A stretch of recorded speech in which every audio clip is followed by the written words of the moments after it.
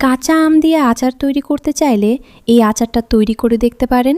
এই আচারটা তৈরি করতে কোনো রকমের তেল লাগবে না, বাড়তি কোনো মশলা লাগবে না, রোদে দেওয়ার ঝামেলা ছাড়াই 1 বছরেরও বেশি সময় ধরে ভালো থাকবে। তো ফার্স্টেই লাগছে এখানে কাঁচা আম 1 কেজি পরিমাণ আছে। এই আচারটা তৈরি করার সময় খেয়াল রাখবেন যেই আম নেবেন সেই আমের আটি বা বীজটা যেন শক্ত হয়, তাহলেই এই আচারটা দেখতে অনেক বেশি সুন্দর হবে এবং খেতেও মজার হবে। সবগুলো আমকে আমি মিডিয়াম সাইজ করে কেটে নিয়েছি, অর্থাৎ খুব বেশি পাতলাও না আবার বেশি ভারীও না। আশা করি দেখেই বুঝতে পারছেন। পানি, লবণ আর চুন দিয়ে আমগুলোকে 1 আওয়ারের জন্য আমি রেস্টে রেখেছিলাম। চুন দেওয়ার ফলে আমগুলো কুক করার সময় আর গলে যাবে না বা ভেঙে যাবে না।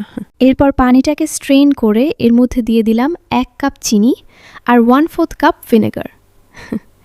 আম কতটা টক সেই অনুযায়ী এখানে চিনি অ্যাড করবেন।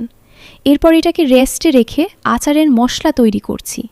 এর জন্য লাগছে 1 টেবিল চামচ করে জিরা, ধনিয়া আর 5 ফোড়ন।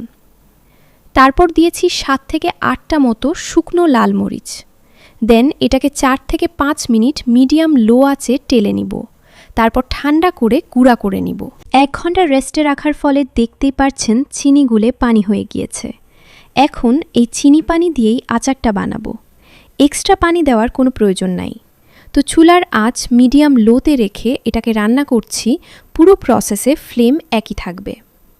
প্রায় 10 মিনিট পর দেখতেই পাচ্ছেন আমগুলো ট্রান্সপারেন্ট হওয়া শুরু করেছে। এই অবস্থায় বেশি নাড়াচাড়া করা যাবে না, হালকা হাতে নাড়তে হবে। একদম নাড়াচাড়া বন্ধ করলে আবার পুড়া লাগতে পারে, সেই দিকেও খেয়াল রাখবেন। এখন দিয়ে দিচ্ছি 1/2 চা চামচ লাল মরিচের গুঁড়া আর সাথে সামান্য হলুদের গুঁড়া দিয়ে ভালোভাবে মিক্স করে নিচ্ছি। এর মধ্যে দিয়ে দিচ্ছি সে রেডি করে রাখা আচারের মশলাটা। এখানে 1/2 চা চামচ মতো দিয়েছি।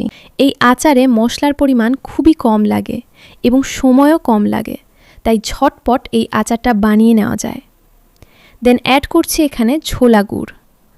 গুড় ব্যবহার করার ফলে আচারটা যে কি মজার হয় সেটা বলে বোঝানো সম্ভব না।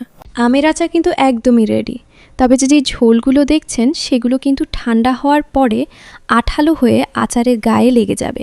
সেটা সার্ভ করার পরেই দেখতে পাবেন। তৈরি হয়ে গেল কাঁচা আমের লোভনীয় আচার।